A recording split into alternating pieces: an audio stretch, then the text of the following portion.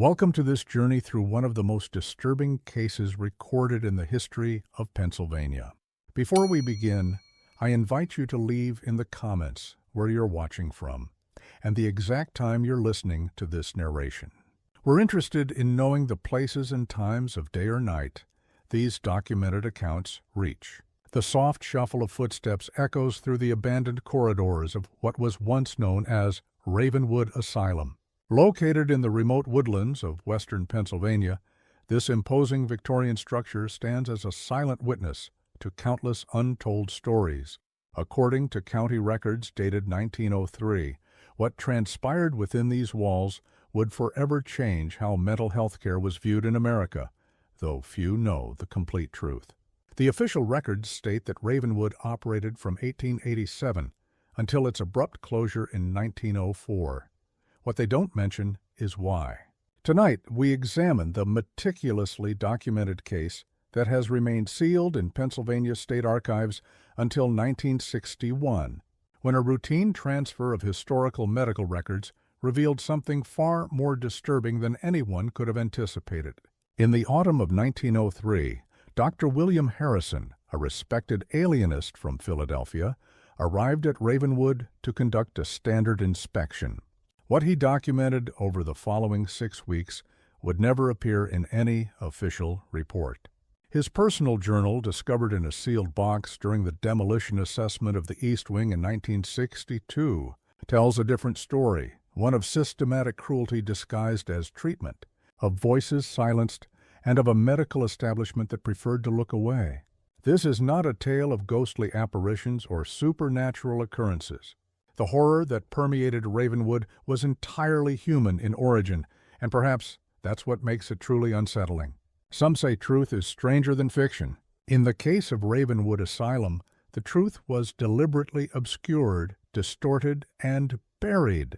As we piece together what really happened in those final months of 1903, remember, everything you're about to hear is based on documented evidence, medical logs, administrative correspondence, patient records, staff testimonies, and Dr. Harrison's own written observations.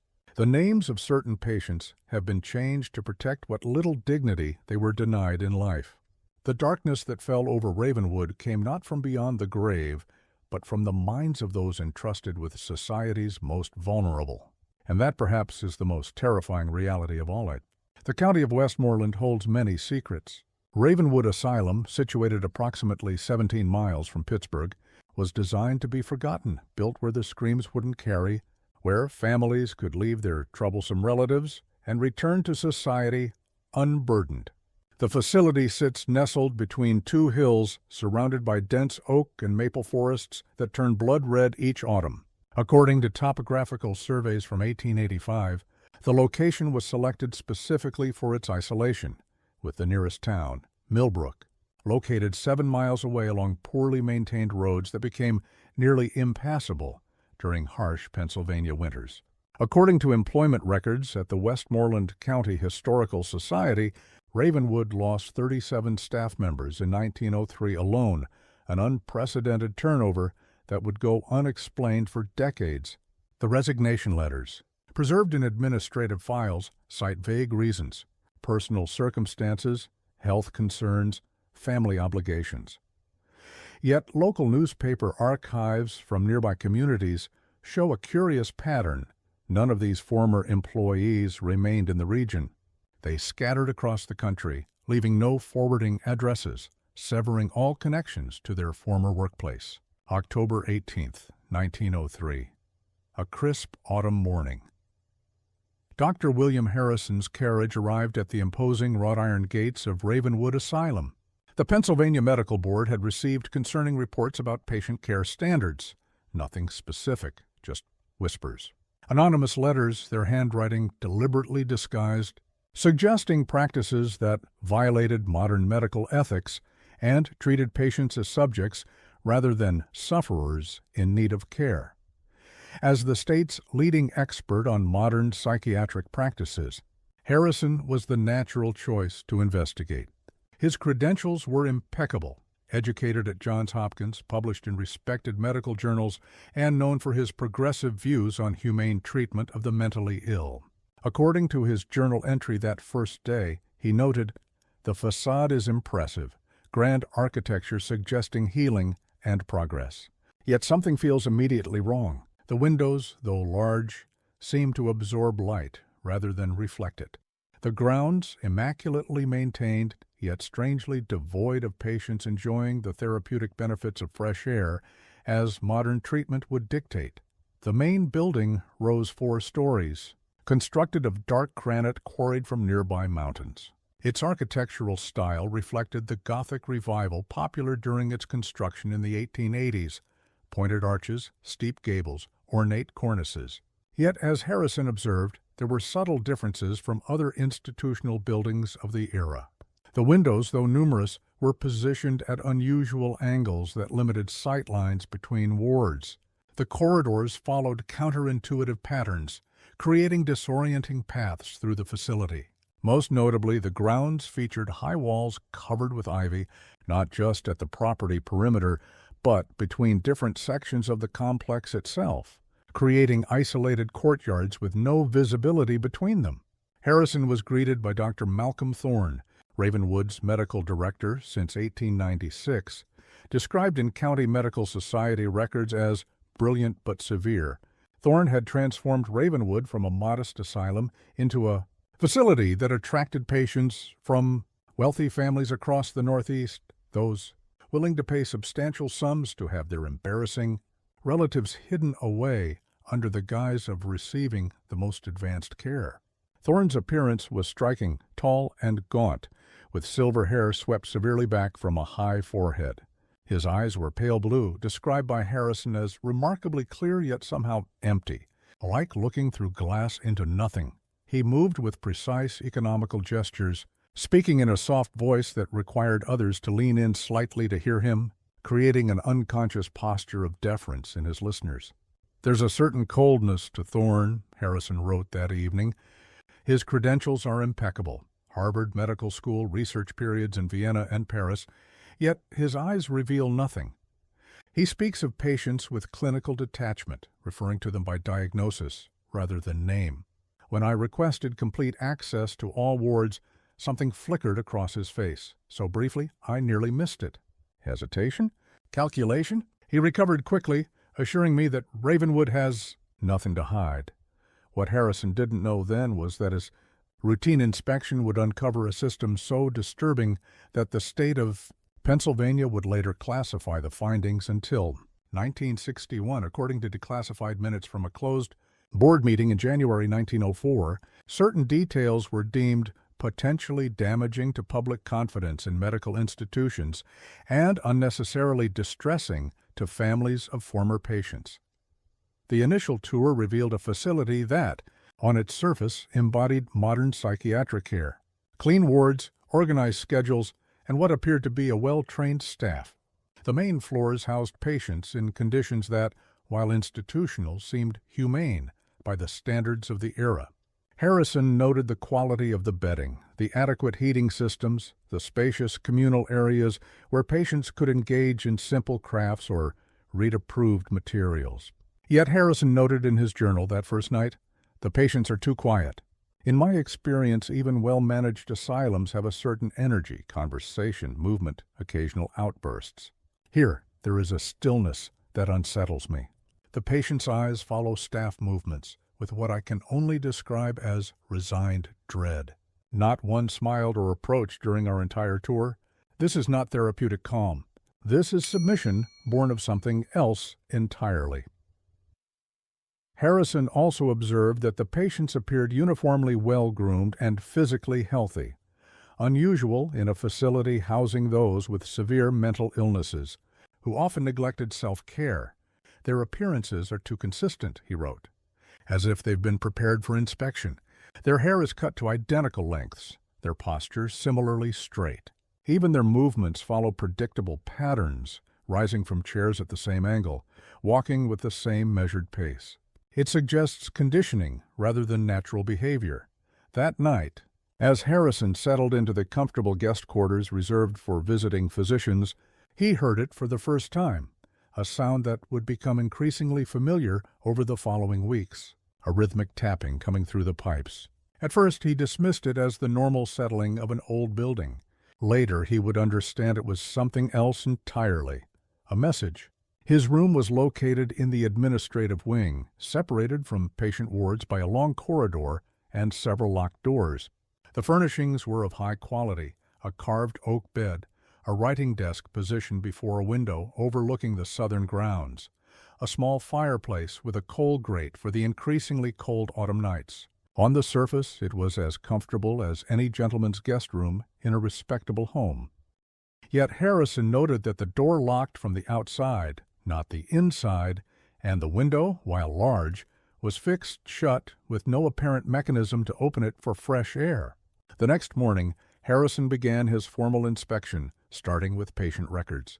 The documentation was meticulous, perhaps too meticulous. Every patient had regular entries, carefully describing treatments, behaviors, and progress. Yet, as Harrison noted, there's an artificial quality to these records, too neat, too consistent. Real patients don't progress in such orderly fashions. Real treatments don't yield such predictable results. These read more like demonstrations of treatment efficacy than genuine medical documentation. He requested files for patients who had been discharged as cured over the previous year. Thorne provided these without hesitation, yet Harrison observed a peculiar pattern. None of these former patients had returned to their previous lives. They had been transferred to supervised living arrangements or convalescent facilities in distant states. None had resumed professions or rejoined families. It was as if being cured at Ravenwood meant being relocated rather than rehabilitated. His suspicions grew when he requested to speak with patients privately.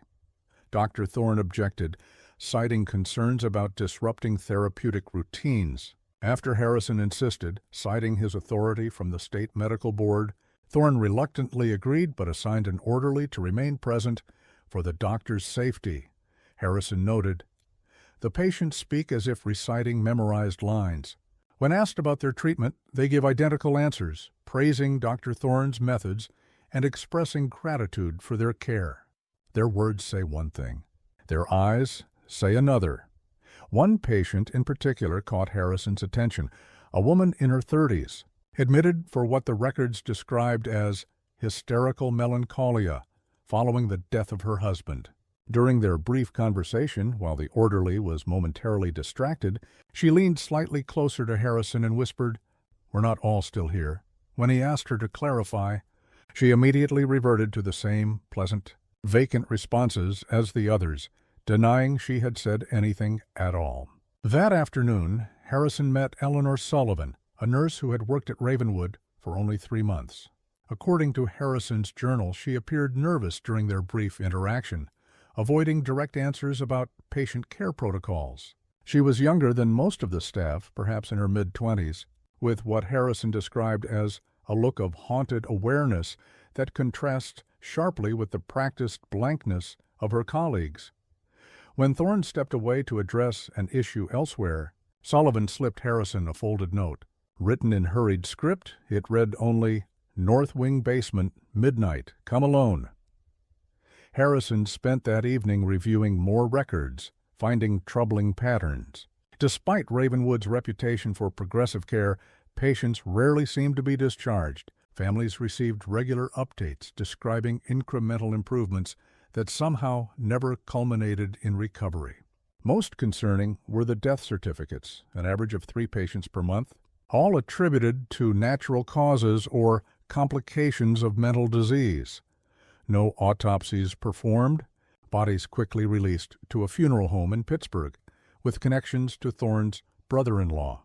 The burial records showed another irregularity. Many patients were interred in a small cemetery on the asylum grounds, rather than returned to family plots, despite having living relatives who could have claimed the remains.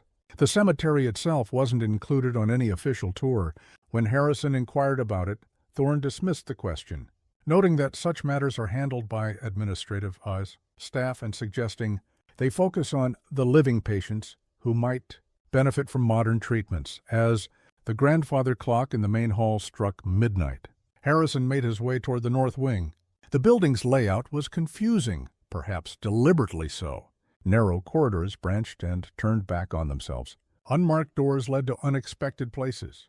The basement access was concealed behind a storage cabinet in a rarely used linen room. The air grew colder as Harrison descended the stone steps, his way lit only by a small lamp he had brought from his room. The basement level was surprisingly extensive, far larger than would be suggested by the building above.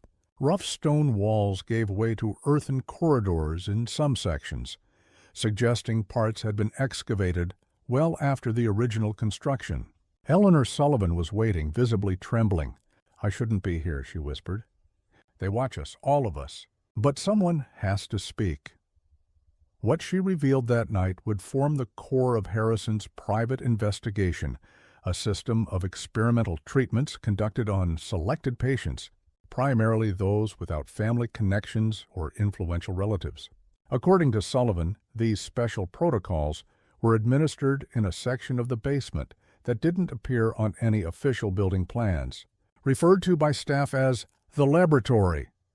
"Patients come back different," Sullivan told him. "Not improved, changed, compliant, empty." Dr. Thorne calls it breaking the cycle of mental dysfunction, but he's breaking them as people.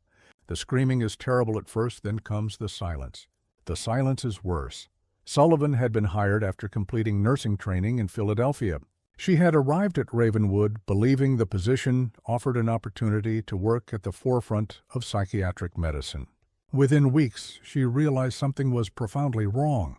She described a rigidly hierarchical system where staff were compartmentalized, each assigned specific duties with limited knowledge of overall operations. Only a select few, personally chosen by Thorne, were permitted to assist with the special protocols. "He tests new staff," Sullivan explained, "gives them increasingly troubling tasks, watching their reactions. Those who question are dismissed for unsuitability. Those who comply advance." She had maintained a facade of compliance while documenting what she observed, hoping to eventually gather enough evidence to alert authorities. Sullivan provided Harrison with a key that would access the restricted sections during night hours, when minimal staff were present. She had obtained it by creating a wax impression of an original she briefly borrowed from a senior orderly who had taken a liking to her. Before they parted, she gripped his arm with unexpected strength. "Be careful what you write in your official reports," she warned. "Dr. Thorne has powerful friends in Harrisburg." Previous inspectors who raised concerns found their careers suddenly derailed. One was committed to an asylum himself in Maryland, diagnosed with persecutory delusions. The following day, Harrison continued his official inspection, maintaining a facade of routine procedure. He noted in his journal, "I find myself adopting a performance, asking expected questions, making expected observations. Meanwhile, I'm cataloging discrepancies, locked doors that don't appear on floor plans, staff who work exclusively night shifts and are never seen during day tours, patients whose records show regular treatments, but whom I never encounter in any ward." He paid particular attention to the pharmacy and medication storage, noting that, while the official dispensary contained standard treatments of the era, bromides, chloral hydrate, morphine sulfate, there was evidence of a separate pharmaceutical operation. Supply records showed purchases of chemicals not typically used in psychiatric treatment, including compounds more common to experimental laboratories than medical facilities. That night, using Sullivan's key, Harrison ventured into the northern basement area.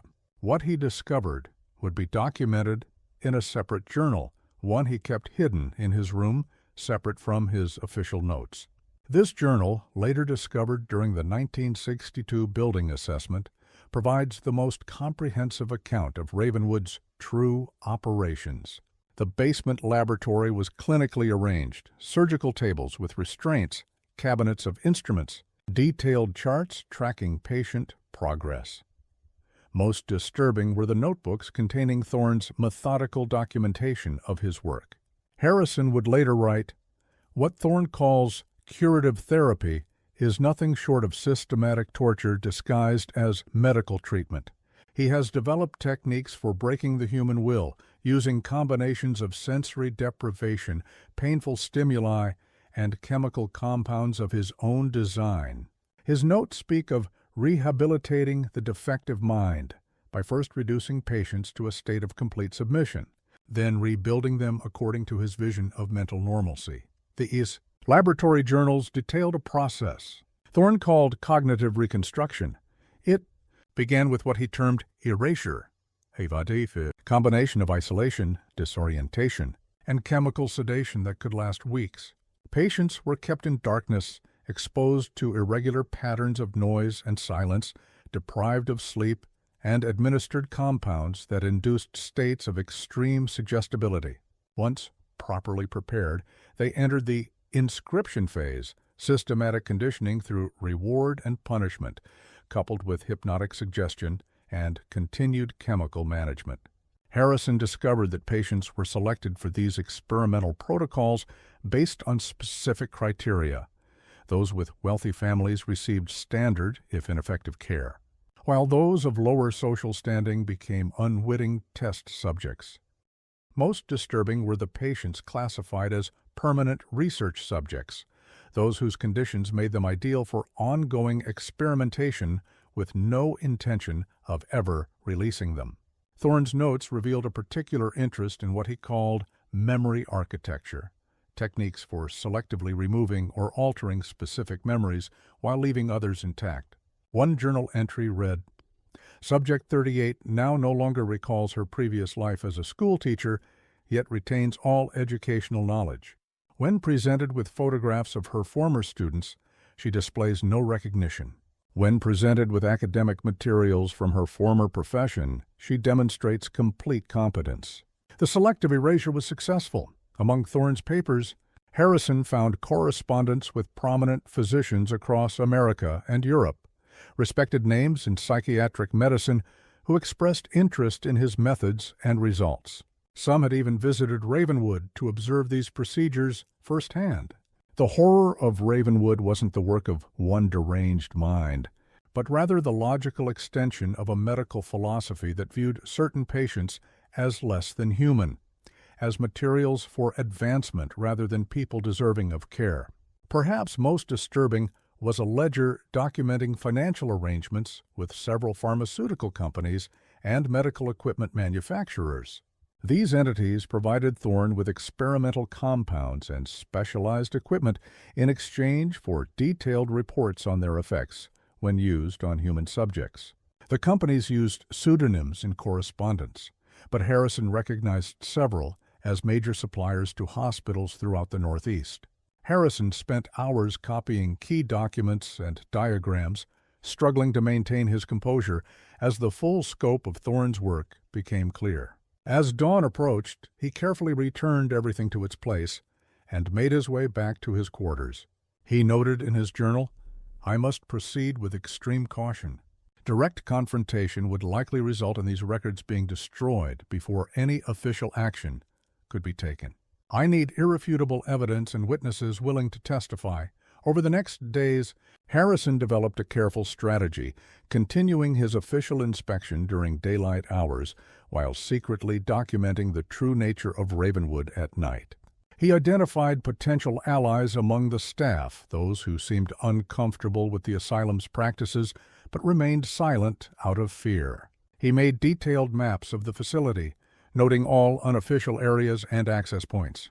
Most importantly, he began identifying patients who had been subjected to Thorne's experimental treatments, documenting their conditions and histories.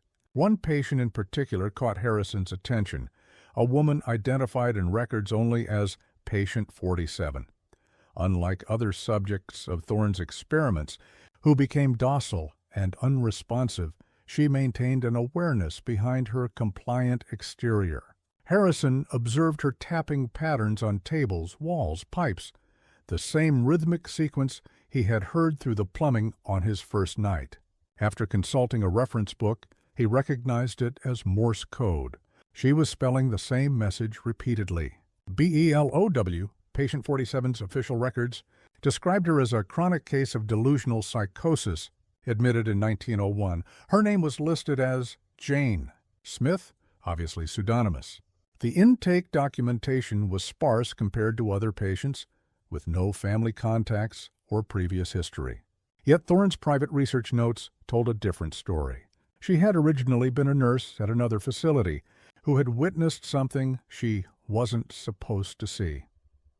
Her treatment at Ravenwood was designed not to cure any mental illness, but to eradicate specific memories while preserving her training and general cognitive functions. On the night of October 29th, Harrison followed this lead, searching for access points below the basement laboratory. Behind a heavy storage cabinet, he discovered a narrow staircase leading to a sub-basement not shown on any building plans. The steps were worn smooth from use despite their hidden location. At the bottom, a heavy iron door was secured with a complex lock, not the type that Sullivan's key would open. Harrison returned the following night with tools borrowed from the maintenance shed. It took nearly an hour of careful manipulation before the lock finally yielded. What he found there defied his worst expectations: a series of cells containing patients in various states of physical deterioration, some appearing to have been confined for months or years. These were the failed experiments, those who hadn't responded as expected to Thorne's protocols, but who couldn't be allowed to communicate their experiences to others. According to Harrison's journal, the conditions are beyond inhumane. Patients confined to spaces barely large enough to lie down, without proper sanitation or light. Some appear to have been subjected to crude surgical procedures, evidence of trepanation and other invasive techniques. The stench is overwhelming. How many inspectors have visited Ravenwood without discovering this hidden floor? Or did they discover it and choose to remain silent? The cells were arranged in a circular pattern around a central area containing examination tables and equipment. Harrison counted 17 occupied cells, though several others stood empty, recently used based on the state of the bedding. The patients themselves were in varying conditions, some responsive enough to track his movements with their eyes, others seemingly catatonic. Many showed signs of surgical interventions, scars on their skulls, foreheads, or behind their ears. Some had restraint marks on their wrists and ankles, suggesting long-term confinement. Harrison spent that night documenting everything, measuring the cells, noting the conditions, recording, identifying information from the few patients still able to communicate. He wrote, "I recognized several names.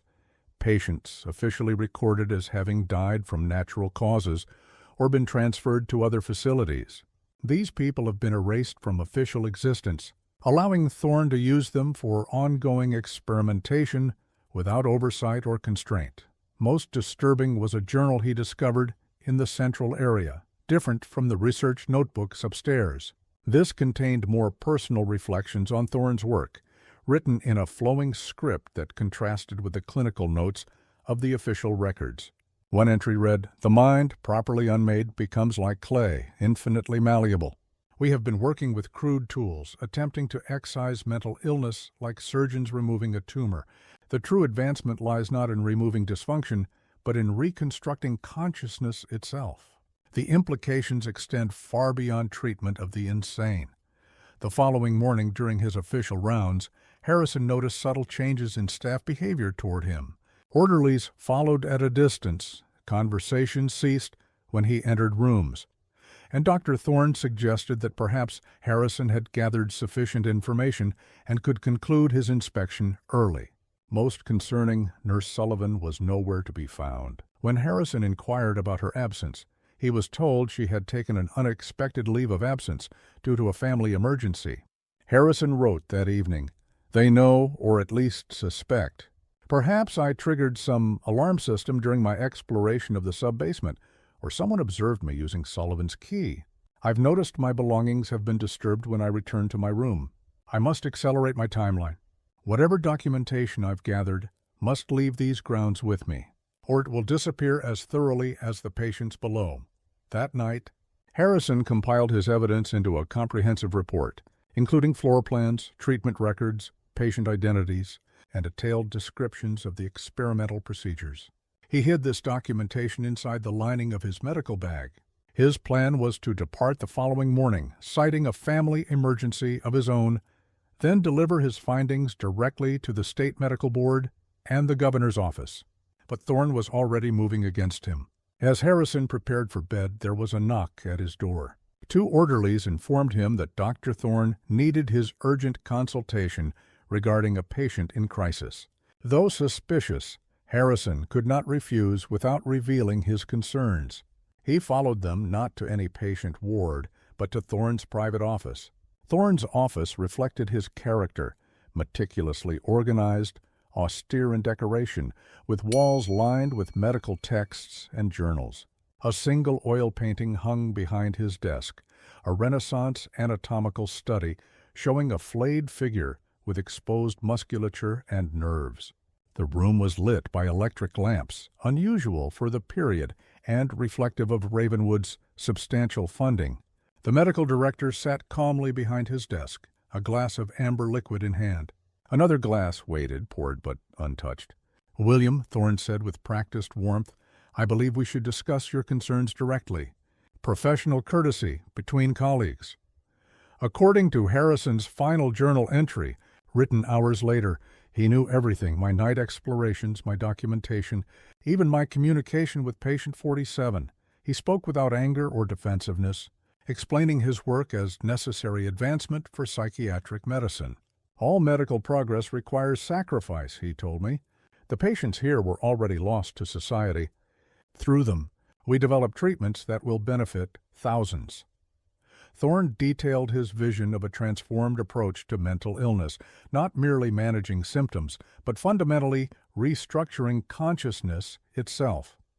He described his work not as experimentation, but as pioneering treatment, comparing himself to early surgeons who were initially condemned for cutting living bodies, but later celebrated as medical heroes. "Consider what we're achieving here," Thorne said, according to Harrison's account. "Patients who arrive violent, self-destructive, or completely detached from reality leave as functional members of society. Their disruptive memories and behaviors are excised, replaced with patterns conducive to peaceful existence." Is this not the ultimate humanitarian goal? To end suffering by removing the capacity for it? Thorne offered Harrison a choice: join him as a research partner with access to unprecedented resources and freedom to publish groundbreaking findings, or be discredited professionally through carefully manufactured evidence of misconduct, perhaps even facing commitment himself. "Your reputation versus scientific advancement," Thorne summarized. "I'm offering you the opportunity of a lifetime." Harrison reported declining the untouched drink, suspecting it contained one of Thorne's chemical compounds. He claimed fatigue and requested time to consider Thorne's proposal. The medical director agreed, but Harrison noted the orderlies remained stationed outside his door, no longer for protection, but to ensure he remained contained. This final journal entry concludes, "I have no illusions about my situation. By morning, either I will have escaped with evidence, or I will become another of Ravenwood's secrets. I've hidden this journal where I hope a future investigator might find it." If you're reading these words, know that what happens at Ravenwood isn't isolated. It represents a dangerous philosophy taking root in psychiatric care across the nation. The patients here are not the only victims. They are the warning. What happened next remains contested. The official record states that Dr. William Harrison suffered a nervous collapse during his inspection. Becoming delusional and making unfounded accusations against the respected Dr. Thorne, Harrison was quietly transported to a private facility in upstate New York, where he reportedly died from complications of mental exhaustion in early 1904. His inspection reports were deemed unreliable and sealed. However, newspaper archives from November 1903 contain a curious contradiction. The Pittsburgh Gazette reported a fire at Ravenwood Asylum on November 1st, minor damage, quickly contained with no casualties.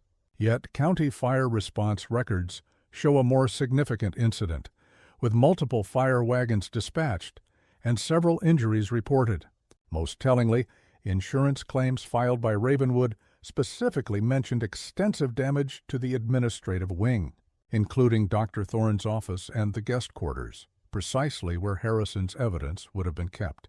Local residents interviewed decades later recalled a night of unusual activity, multiple carriages arriving and departing at odd hours, lights visible throughout the facility until dawn. One elderly man, who had been a teenage stable hand at a nearby farm in 1903, reported seeing people being moved in the night, some carried on stretchers, others walking in straight lines like soldiers, all loaded into covered wagons that headed toward the train station. In the aftermath, Ravenwood continued operating, though with increased scrutiny. Dr. Thorne resigned his position in December 1903, citing health concerns. He relocated to Vienna, where he continued his research at a private clinic until his death in 1917. His published papers from this period make oblique references to techniques developed during his American tenure, though with significant modifications to disguise their origins and nature. The asylum itself closed permanently in September 1904, following a state investigation prompted by anonymous letters sent to several newspaper editors across Pennsylvania. These letters, written in different hands but with similar content, described unconscionable practices and violations of human dignity occurring at Ravenwood. The patients were transferred to other facilities, the records sealed, and the building abandoned. Curiously, records show that in the months following Ravenwood's closure, several other psychiatric facilities across the Northeast implemented new treatment protocols, remarkably similar to the reformed versions of Thorne's methods. These were presented as innovative approaches to managing severe mental illness, with no acknowledgement of their origins. Several physicians who had corresponded with Thorne went on to distinguished careers, their connections to Ravenwood carefully obscured in professional biographies. For decades, the true story of Ravenwood remained buried. Then, in 1961, as part of a routine transfer of historical medical records to the state archives, a junior clerk discovered a collection of papers that didn't match the official narrative. What she found were copies of Harrison's original documentation, somehow preserved and hidden within mundane administrative files. These papers triggered a limited investigation, though by then most witnesses were deceased and physical evidence long destroyed. The clerk, Margaret Winters, later reported that shortly after her discovery, several files disappeared from the archive. When she reported this to her supervisors, she was informed that the missing documents had been reclassified for security reasons and transferred to a restricted access facility. Winters was reassigned to another department shortly thereafter and instructed not to discuss her findings. In 1962, when the eastern portion of the abandoned asylum was being assessed for potential demolition, workers discovered a sealed metal box inside a wall cavity near what had been Harrison's guest quarters.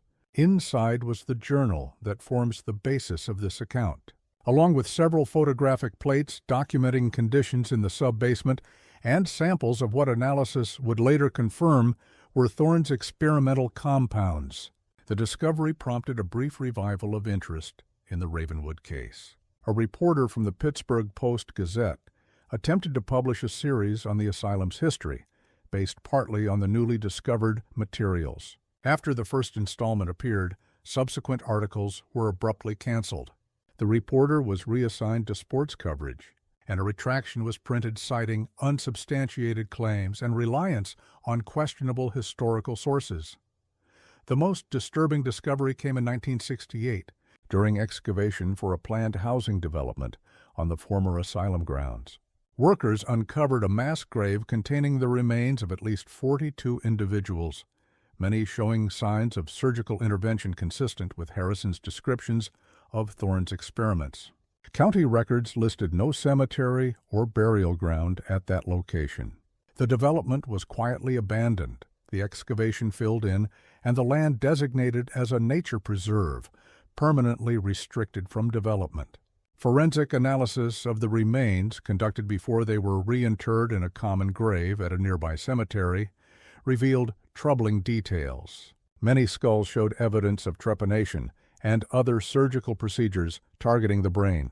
Several had metal plates or devices attached to the inner cranium technology that didn't align with known medical practices of the early 1900s. Most disturbing were small glass vials found embedded in the brain cavities of 6 individuals, containing traces of unidentified chemical compounds that degraded before complete analysis could be performed. The question remains, how much did the medical establishment know about Ravenwood's true operations? Correspondence found among Thorne's preserved papers suggests that his methods, while perhaps extreme, were not considered entirely outside acceptable experimental parameters by certain influential colleagues.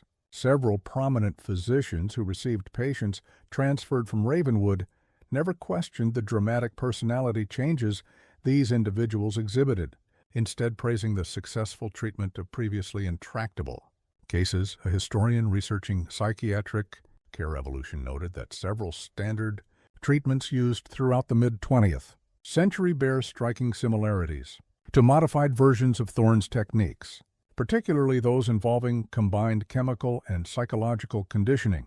While modern psychiatric practice has long since abandoned such approaches, their influences lingered in institutional settings well into the 1950s. Nurse Eleanor Sullivan was never found. No record of her exists in any Pennsylvania nursing registry from that period. Some speculate she was one of Thorne's fabrications, a test of Harrison's discretion. Others believe she was real, but silenced before Harrison's final confrontation with Thorne. A third theory, suggested by documents found in 1967, indicates that a woman matching Sullivan's description was admitted to a Maryland asylum in December 1903, diagnosed with hysterical delusions regarding medical misconduct. She reportedly died there in 1907. Certain details suggest Sullivan may have played a more complex role than initially apparent. Harrison's journals mention her providing specific information about laboratory protocols that would have been difficult for a junior nurse to access. Some historians have proposed she might have been a former patient subjected to partial cognitive reconstruction employed by Thorne to identify staff with ethical concerns, then experiencing her own crisis of conscience as memories began to resurface. As for patient 47, whose Morse code messages first alerted Harrison to the sub-basement horrors, her identity remains unknown. None of the remains discovered in 1968 could be definitively identified as hers. The only clue comes from a single entry in Thorne's private research notes, referring to a remarkably resilient female subject demonstrating unusual cognitive preservation despite extensive cerebral modification. The entry concludes, "Subject terminated due to persistent communication attempts. Brain preserved for further study." Yet, a curious footnote appeared in a 1955 psychiatric journal, an article discussing cases of patients developing extraordinary cognitive abilities following brain trauma. One case described a woman admitted to a Philadelphia hospital in 1904, unable to provide her name or history, yet capable of transcribing complex texts in Morse code by tapping her fingers. The article mentioned that she communicated primarily through written messages, describing fragmented memories of a place, below where minds were unmade, hospital. Records indicate she remained under observation for several months before being claimed by relative and disappearing from documented history. Today, the ruins of Ravenwood Asylum stand partially reclaimed by the Pennsylvania wilderness. The State Historical Preservation Office has repeatedly declined requests to designate it as a historical site, citing insufficient historical significance. Local residents avoid the area, reporting a heaviness in the air that has nothing to do with supernatural phenomena and everything to do with the knowledge of what humans did to other humans within those walls. Visitors who venture onto the property describe a profound sense of unease, not the cheap thrill of ghost stories, but a deeper discomfort born of standing where systematic cruelty was practiced under the guise of medical advancement. The main building's shell remains partially intact, its darkened windows like empty eye sockets staring out at the surrounding forest. Nature reclaims it slowly, ivy climbing the walls, trees growing through collapsed sections of roof, wildlife making homes in abandoned wards. The true horror of Ravenwood wasn't in ghostly manifestations or demonic possession. It was in the calculated cruelty justified as medical advancement, in the systematic erasure of humanity from those deemed expendable, and in the institutional willingness to look away when confronted with uncomfortable truths. Perhaps most disturbing is how many of Thorne's techniques were quietly adopted into mainstream psychiatric practice in modified forms throughout the early 20th century. The medical records from various institutions across Pennsylvania, New York, and Maryland during the 1910s and 1920s show treatment protocols that bear unmistakable similarities to Thorne's cognitive restructuring methods. The language was sanitized, the most extreme elements removed, but the core approach remained, breaking down undesirable mental patterns through combined chemical and psychological interventions, then reconstructing thought processes deemed more appropriate. What disappeared entirely from these adapted techniques was any acknowledgement of their origins. Thorne's name rarely appears in psychiatric literature after 1910, despite his previously prominent position. His later papers, published in obscure European journals, received little attention in America. It was as if the medical establishment collectively agreed to utilize his methods while erasing their creator from history. Documents declassified in the 1960s reveal that certain government agencies expressed interest in Thorne's work during both World Wars. Memoranda discuss potential applications for behavioral modification techniques developed in psychiatric settings for intelligence purposes. While direct connections between Ravenwood and later controversial government programs cannot be definitively established, the conceptual lineage is difficult to ignore. The last known person connected to the Ravenwood case was Dr. Thomas Weldon, a junior physician who briefly worked under Thorne in early 1903. Interviewed by a medical historian in 1965, the elderly Weldon offered perhaps the most chilling perspective. What happened at Ravenwood wasn't an aberration. It was simply too honest, too visible. Thorne's mistake wasn't his methods. It was his failure to maintain the comforting illusion that medicine never sacrifices individuals for progress. Harrison didn't expose a monster. He exposed a mirror that reflected what we all preferred not to see. Weldon described a medical culture that tacitly approved of experimentation on those considered already lost, the severely mentally ill, the indigent, those without families to advocate for them. Thorne's error was documentation, Weldon said. He kept meticulous records because he genuinely believed he was doing pioneering work that would eventually be celebrated. Others were more discreet, conducting similar work but ensuring plausible deniability. According to Weldon, he left Ravenwood after witnessing a procedure in which a patient was subjected to simultaneous electrical stimulation of the brain and chemical sedation, resulting in permanent cognitive impairment. When I expressed concern, Thorne told me that individual outcomes were irrelevant compared to the knowledge gained. That's when I understood what was really happening there. After leaving Ravenwood, Weldon abandoned psychiatry entirely, becoming a general practitioner in rural Ohio. He claimed to have written letters to medical authorities about conditions at the asylum, but received no response. Eventually, he said, I convinced myself I had exaggerated what I saw. It was easier than living with the knowledge that I had been complicit, however briefly. In 1969, all remaining Ravenwood records were sealed by court order following a petition from several prominent medical families with ancestral connections to the asylum's operation. They remain inaccessible to this day, stored in a climate-controlled facility in Harrisburg. According to the court decision, they will remain sealed until 2029, a full 125 years after Ravenwood closed its doors. The sealing order itself contains troubling language, citing the need to protect the reputations of distinguished medical practitioners whose experimental approaches, while perhaps unconventional by modern standards, were conducted in good faith according to the scientific understanding of their era. This reframing of Thorne's work as merely unconventional rather than unethical reflects the persistent reluctance to fully acknowledge the horrors that occurred.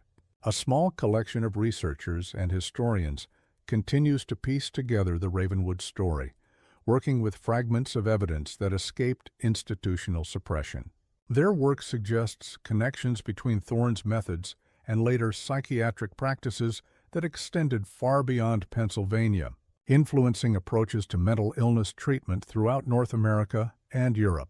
One researcher, Dr. Catherine Mercer of Columbia University, has documented similarities between Thorne's techniques and treatments used in various institutional settings as late as the 1950s. The terminology evolved, she noted in a 2002 paper, but the fundamental approach remained, breaking down identity through combined physical and psychological stress, then reconstructing compliant personalities through reinforcement techniques.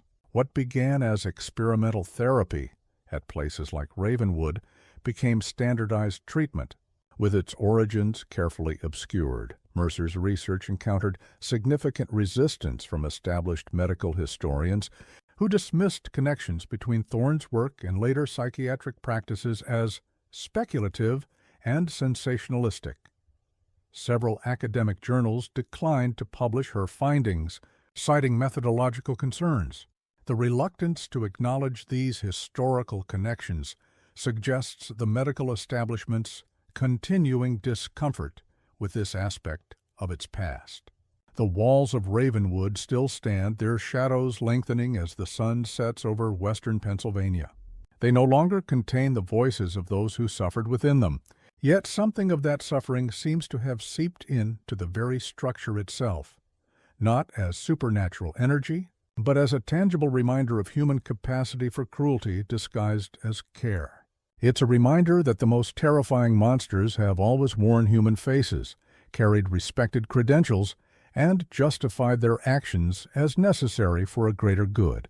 Local folklore has inevitably accrued around the abandoned asylum. Teenagers occasionally venture onto the grounds on dares, claiming to hear whispers or see lights in the empty windows. Paranormal investigators have conducted numerous sweeps of the property, recording what they interpret as evidence of supernatural activity. These stories miss the point entirely. They transform real historical horrors into comfortable fiction, replacing the documented atrocities with ghost stories that are ultimately easier to dismiss. The true legacy of Ravenwood lies not in alleged hauntings, but in the philosophical questions it raises about medical ethics, institutional power, and society's willingness to look away from uncomfortable truths. As one historian noted, the most disturbing aspect of the Ravenwood case isn't what happened within those walls, but how effectively the medical establishment contained and neutralized the scandal, absorbing useful techniques while discarding the ethical questions they raised. If you find yourself driving along Route 30 west of Pittsburgh, you might glimpse the asylum's remaining tower through the trees. Most travelers pass by without noticing, without knowing. Perhaps that's what Thorne would have wanted, his work forgotten, his methods obscured by time and deliberate concealment. But as long as the story is told, as long as the evidence remains preserved, Ravenwood serves not as a haunted relic, but as a warning about what happens when we grant absolute power over vulnerable people to those who see them as means rather than ends. The most reliable accounts suggest that on the night Harrison confronted Thorne, a small fire did indeed break out in the administrative wing. Whether set deliberately or resulting from struggle, it created sufficient confusion for something unexpected to occur. Several patients from the standard wards were temporarily evacuated to the grounds, and in that chaos, certain records disappeared. Not destroyed, but removed. Some speculate Harrison managed to pass his documentation to someone else, perhaps one of the staff members he had identified as potential allies. Others suggest a more intriguing possibility, that patient 47, somehow freed during the disruption, escaped with evidence of what had been done to her and others. Fire department records note that the blaze began near the laboratory areas, suggesting possible deliberate destruction of evidence. 3 firefighters reported strange behavior among evacuated patients, describing them as unnaturally calm despite the emergency, many standing in formation rather than dispersing as would be expected. One firefighter's account mentioned patients moving in synchronization, like they were following invisible instructions. The aftermath of the fire brought temporary outside scrutiny to Ravenwood. Insurance investigators, county officials, and medical board representatives briefly converged on the facility. Yet, within weeks, the narrative had been effectively controlled. Official reports described a minor incident promptly contained, with no impact on patient care or safety. Those who witnessed more disturbing aspects were systematically discredited or silenced. A Pittsburgh Tribune article dated November 8, 1903, briefly mentioned unexplained disappearances of several patients during the fire evacuation. This single article was never followed up, and the Tribune published a retraction on November 12th, citing reportorial error and misunderstanding of asylum procedures. The journalist who wrote the original piece was no longer employed by the newspaper by the end of the month. Whatever the truth, the fact remains that enough documentation survived to eventually expose at least portions of Ravenwood's dark legacy. It was not enough to bring justice to those responsible. Too much time had passed. Too many influential reputations were at stake. But it was enough to ensure the story wasn't completely erased. What became of Dr. Harrison himself remains one of the most contested aspects of the Ravenwood case. The official record indicates he was treated for nervous exhaustion at a private facility in New York and died there in early 1904. Yet no death certificate has ever been located, despite extensive searches by later investigators. No grave bears his name in any cemetery in the region where he supposedly died. A more intriguing theory emerged in the 1970s, when a researcher discovered a physician matching Harrison's description, practicing under a different name in a small town in Western Canada from 1905 until 1937. This doctor was known for his progressive approach to psychiatric care and his vocal advocacy for patient rights. While circumstantial evidence suggests this might have been Harrison living under an assumed identity, no definitive proof has ever been established. Several of Harrison's colleagues in Philadelphia reported receiving anonymous correspondence in the years following his disappearance, letters containing no return address but displaying medical knowledge and perspectives consistent with Harrison's thinking. These letters often included pointed critiques of psychiatric practices at prominent institutions, suggesting ongoing observation of the field by someone who had stepped outside its formal structures. Today, whispers of Ravenwood occasionally surface in medical ethics discussions or historical examinations of psychiatric care evolution. The asylum stands as a stark reminder of a time when science without conscience was considered not just acceptable, but necessary for progress. The true measure of its horror lies not in how unusual it was, but in how representative it may have been of attitudes and practices normalized within a system that valued results over humanity. Perhaps the most disturbing aspect of the Ravenwood case is that we may never know its full extent. How many lives were destroyed behind those walls? How many families received falsified reports about loved ones who had become unwitting research subjects? How many medical careers were built upon techniques refined through suffering deliberately inflicted and meticulously documented? In 1958, a woman named Helen Crawford published a memoir titled Fragments of Memory, describing her experiences as a patient in various psychiatric institutions during the early 1900s. Though she never explicitly named Ravenwood, her descriptions of a facility in western Pennsylvania where patients were subjected to treatments designed to unmake the mind bear striking similarities to what we now know occurred there. Crawford described being subjected to procedures that left her with significant memory gaps and a persistent fear of medical authorities. The memoir received little attention at the time of publication, dismissed by reviewers as exaggerated or sensationalistic.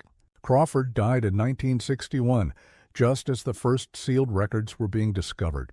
Subsequent analysis of her writing, compared with the emerging documentation, suggests she may indeed have been a survivor of Thorne's experiments, one of the few who retained enough of herself to eventually tell her story, however incompletely.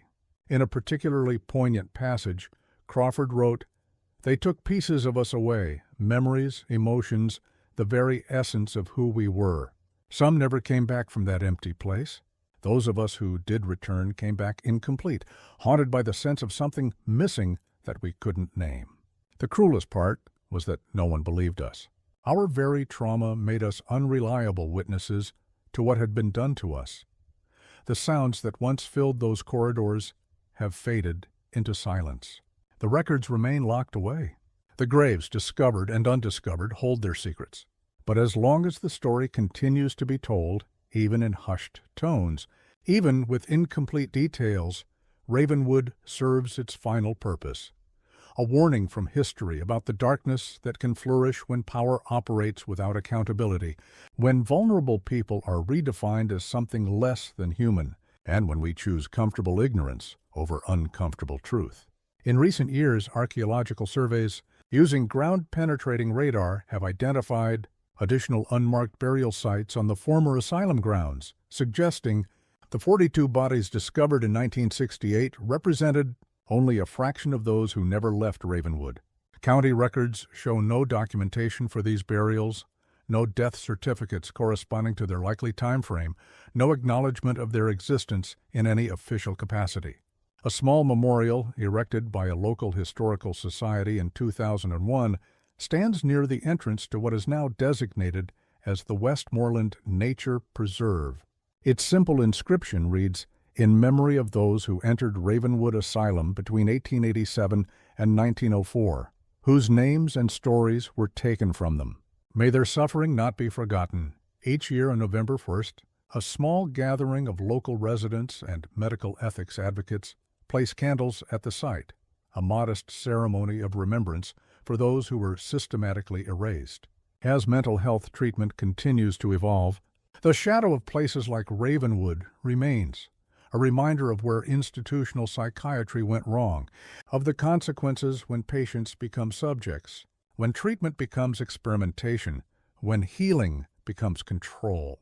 Modern practitioners study these historical cases not as curiosities, but as essential cautionary tales about the responsibility that comes with power over vulnerable individuals. Perhaps the final word should go to an anonymous patient whose words were preserved in Harrison's journals, a brief message scratched into the wall of one of the sub-basement cells. Discovered during his nocturnal exploration, "I was someone before I came here. Remember that we were all someone before we came here. The walls of Ravenwood Asylum still whisper their secrets for those willing to listen."